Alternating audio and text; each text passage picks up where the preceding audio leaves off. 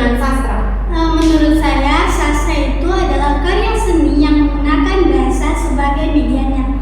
Sastra berupa karya seni, drama maupun novel yang menggunakan nilai estetika dan pesan tertentu. Baik, jadi menurut kita, sastra itu adalah karya seni yang menggunakan bahasa sebagai medianya.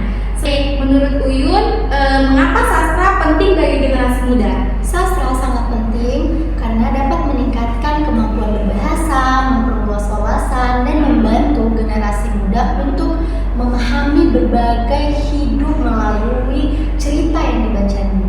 Menurut Rianti, apakah sastra masih relevan di era digital saat ini?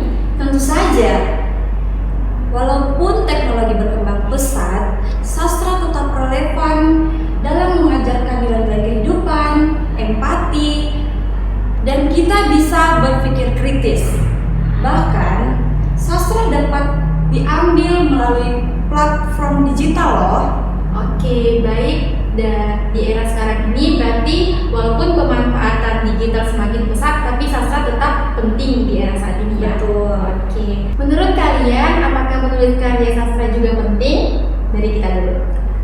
Sangat penting. Menulis sastra dapat menjadi sarana untuk mengekspresikan pikiran dan perasaan.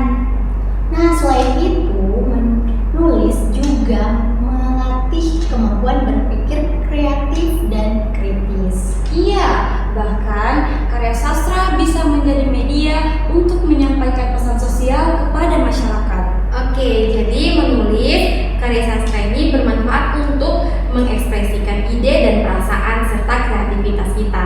Baik, sebelum kita akhiri podcast kali ini, saya minta masing-masing dari narasumber untuk menyampaikan pesan singkat kepada para pendengar. Pesan dari saya, jangan ragu untuk membaca karya sastra, karena banyak pelajaran hidup yang bisa dipetik. Pesan dari saya, luangkan waktu untuk membaca dan menulis, karena membaca dan menulis dapat meningkatkan kemampuan berbahasa semakin baik. Dan pesan dari saya, jadikan sastra sebagai teman dan sarana memahami kehidupan dari berbagai sudut pandang ya. Terima kasih para narasumber untuk diskusi yang sangat menarik. Semoga pembahasan ini dapat berguna bagi para pendengar. Sampai jumpa pada podcast selanjutnya. Halo pendengar setia sekalian, kini kami sudah berada di lokasi kedua untuk melanjutkan pembahasan tentang sastra. Pada sesi ini kita akan membahas tentang bagaimana narasumber pertama kali dalam mengenal sastra. Untuk itu kepada Gita saya persilakan. Saya mulai tertarik dengan sastra sejak duduk di bangku sekolah. Awalnya saya senang membaca cerita pendek, lalu mulai membaca novel dan puisi. Oke, menarik sekali. Berarti kita pertama sekali mengenal sastra saat duduk di bangku sekolah ya. Selanjutnya, menurut kita apa sih yang membuat kita tertarik dengan sastra? Karena sastra dapat menggambarkan kehidupan manusia dengan cara yang lebih indah dan bermakna. Dari sastra saya belajar banyak hal tentang kehidupan. Baik, selanjutnya bagaimana dengan Anda, Wiyun? Saya mulai mengenal sastra itu melalui tugas sekolah. Awalnya karena tuntutan pelajaran, tapi lama-kelamaan saya menikmati membaca karya sastra. Berarti awal tertariknya karena tugas sekolah ya? Iya. Oke, selanjutnya untuk Rianti, menurut Anda apa manfaat terbesar mempelajari sastra? Menurut saya, manfaat terbesarnya adalah meningkatkan kemampuan berpikir kritis dan memperluas wawasan. Sastra juga mengajarkan kita untuk memahami berbagai sudut pandang dalam kehidupan. Oke, menarik sekali. Jadi manfaat belajar sastra ini sangat banyak ya, bisa meningkatkan berpikir kritis dan memperluas wawasan. Betul. Oke, tadi kita sudah membahas tentang pengalaman mengenal sastra. Sekarang saya ingin bertanya, pengalaman sastra apa yang paling menarik bagi kalian? Bagi saya novel. Novel yang paling berkesan itu adalah novel yang menceritakan perjuangan seseorang untuk meraih cita-cita. Dari cerita tersebut saya belajar tentang kerja keras dan pantang menyerah. Pelajaran apa yang paling kita ingat dari novel tersebut? Saya belajar bahwa keberhasilan tidak datang secara instan. Setiap orang harus melalui berbagai tantangan untuk mencapai tujuannya. Baik, bagaimana dengan Uyun?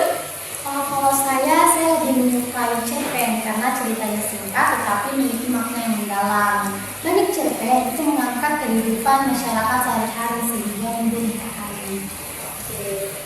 Baik, menurut Uyun nih, apa kelebihan cerpen dibandingkan karya sastra lainnya? Kelebihan cerpen karena cerpen lebih ringkas sehingga cocok dibaca saat waktu luang. Nah, walaupun singkat, pesan yang disampaikan seringkali sangat kuat dan membekas di ingatan pembaca. Oke deh. Untuk Rianti, bagaimana pendapat Anda? Saya menyukai puisi karena puisi mampu menyampaikan perasaan dengan pilihan kata yang indah. Dengan puisi, seseorang dapat menyampaikan pesan, emosi, pikiran dengan lebih kreatif.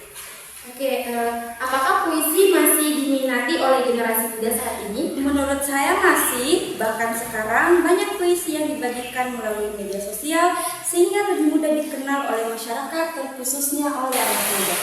Menarik sekali. Selanjutnya, menurut kalian mengapa generasi muda perlu membaca karya sastra? Menurut saya karena karya sastra dapat memperluas wawasan dan menambah pengetahuan tentang kehidupan. Selain itu, karya sastra juga membantu meningkatkan kemampuan berbahasa. Nah, semakin banyak membaca, semakin banyak kosakata yang kita kuasai. Betul. Karya sastra juga mengajarkan nilai moral seperti kejujuran, tanggung jawab, kerja keras, dan kepedulian terhadap sesama. Namun, kita melihat bahwa sebagian besar generasi muda saat ini minat bacanya masih sangat rendah. Menurut kalian, apa penyebabnya? Dari Zita dulu deh. Menurut saya salah satu penyebabnya itu adalah banyaknya hiburan digital yang membuat orang lebih sering menghabiskan waktu di media sosial daripada membaca buku. Selain itu, ada anggapan bahwa membaca sastra itu membosankan. Padahal, jika mereka menemukan karya yang sesuai dengan minat, membaca bisa menjadi kegiatan yang menyenangkan.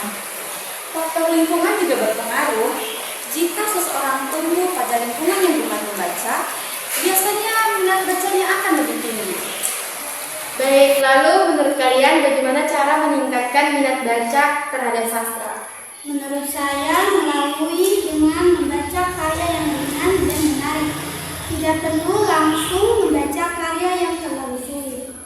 Nah, sekolah dan kampus juga dapat mengadakan kegiatan literasi seperti buku, lomba menulis, dan diskusi sastra.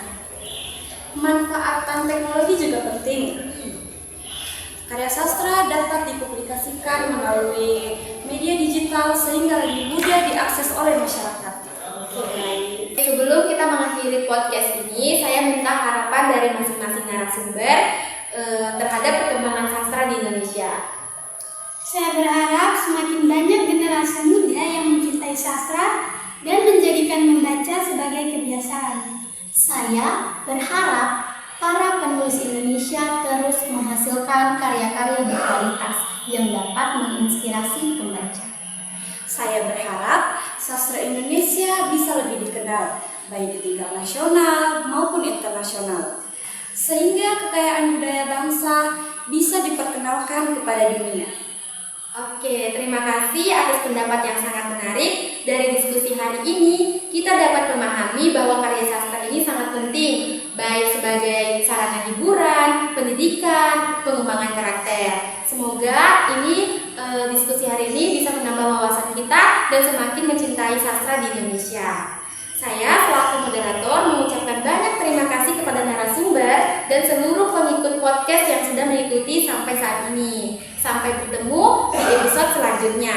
Tetap semangat membaca, menulis, dan berkarya. Salam